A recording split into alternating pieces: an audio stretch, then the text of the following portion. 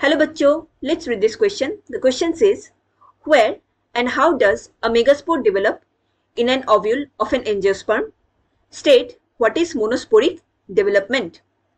तो यहाँ पे क्वेश्चन में पूछ रहा है कि मेगास्पोर का डेवलपमेंट कहाँ पे एंड कैसे होता है एंजियोस्पर्म प्लांट में, एंड इसके साथ साथ मोनोस्पोरिक डेवलपमेंट क्या होता है ये भी हमें मेंशन करने हैं. So to answer this question, let us understand the key concept of this question. Here, the key concept is megasporogenesis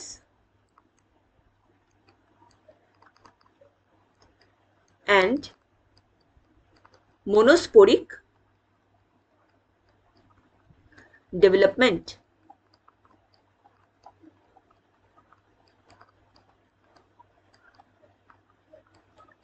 So, megasporogenesis क्या होते हैं?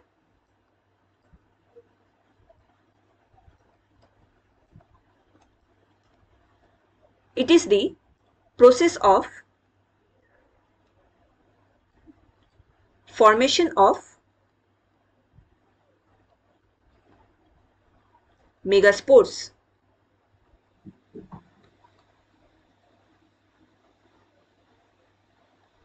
मेगास्पोर्स ये मेगास्पोरेंजियम के अंदर फॉर्म होते हैं.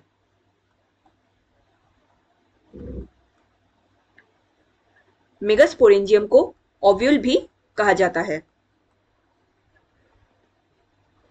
सो मेगास्पोरेंजियम के अंदर क्या होता है, यहाँ पे कई टिश्यू सेल्स हमें देखने को मिलते हैं, एंड इन टिश्यू सेल्स में it differentiates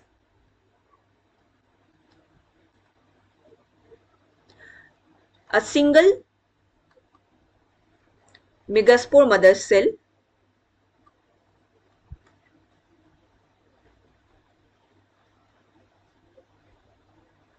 in short MCC कहा जाता है इसे, in the micropylar region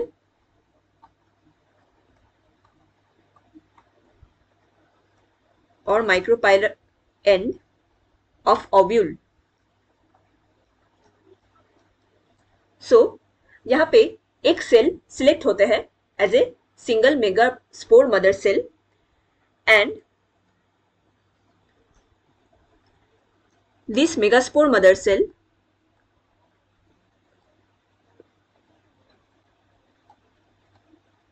जो डिप्लॉयड इन स्ट्रक्चर होते हैं, ये अंडरगो करते हैं meiosis, and it forms 4 megaspores, and ये haploid in structure होते हैं. इन 4 मेगास्पोर्स में से 3 डिजेनरेट हो जाते हैं,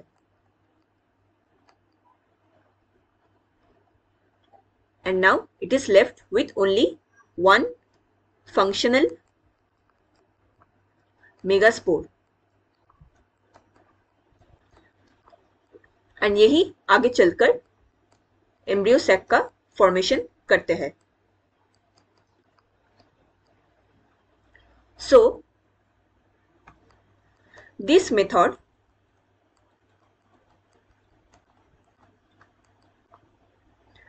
of formation of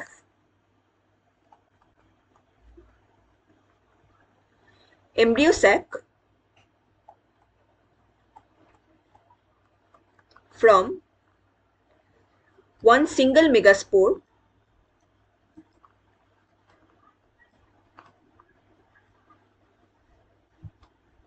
is called as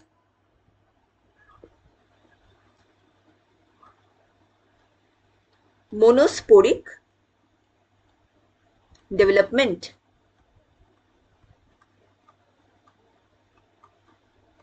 सो जब एम्ब्रियो सैक का फॉर्मेशन एक सिंगल मेगास्पोर से होता है, इस कंडीशन को मोनोस्पोरिक डेवलपमेंट कहा जाता है. सो जो सिंगल फंक्शनल मेगास्पोर सिलेक्ट किया जाता है, it undergoes mitosis in nucleus,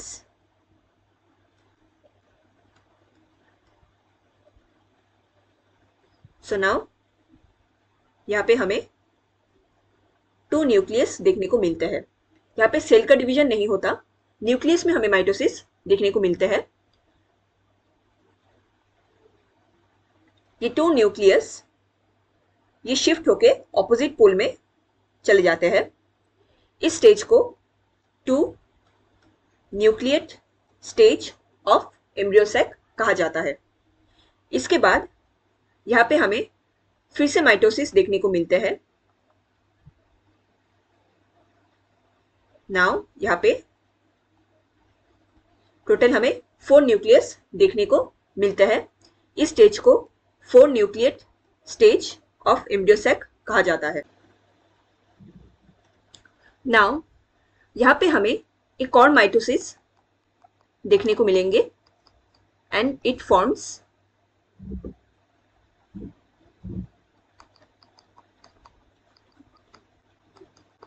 8 nucleate stage.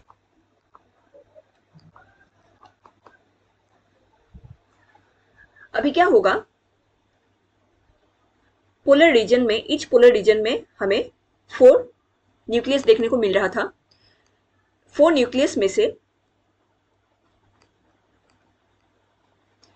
एक एक न्यूक्लियस फ्रॉम ईच पोल ये शिफ्ट हो जाएगा सेंटर पोजीशन में। नाउ सिंस ये 2 सेल्स पोलर रीजन से सेंटर रीजन में आया है, दैट्स वाई इन 2 न्यूक्लियस को पोलर न्यूक्ली कहा जाता है। इसके बाद धीरे धीरे क्या होगा, जो पोलर रीजन्स में 3 सेल्स प्रेजेंट है इन बोथ द पोल्स, यहाँ पे धीरे धीरे सेल वॉल का फॉर्मेशन होना शुरू हो जाएगा and this will be organized into cells. ये सेल्स में ऑर्गेनाइज्ड हो जाएंगे। सो नाउ जो फाइनल स्ट्रक्चर बनता है that is the fully developed embryo sac.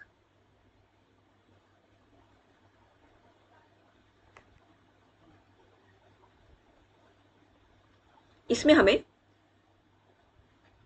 2 polar regions, that is इस पोल को कहा जाता है chalazal and and opposite pole को कहा जाता है माइक्रोपाइलर एंड। यहाँ पे हमें 3 सेल्स देखने को मिलेंगे।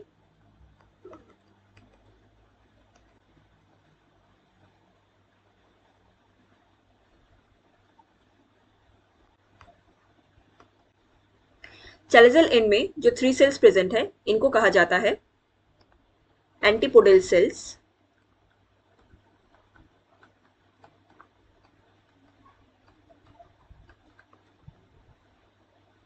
एंड माइक्रोपाइलर एंड में 2 सेल्स को कहा जाएगा साइनर्जिड्स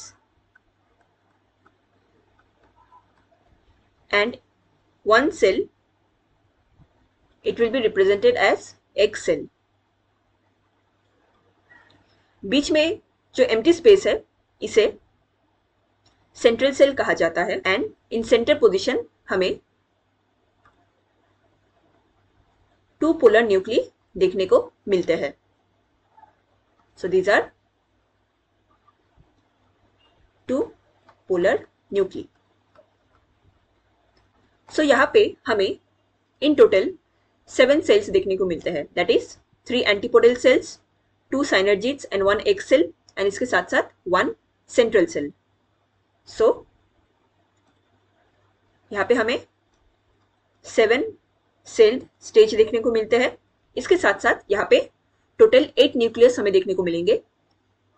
3 nucleus in the antipodal cells, 2 nucleus in the synergids and 1 nucleus in egg cells। so total यहाँ पे 6 cells हो गए and 2 polar nuclei, so total it makes 8 nucleus। so इस stage को कहा जाता है 7 celled 8 nucleate stage।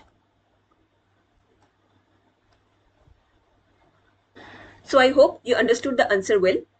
best of luck।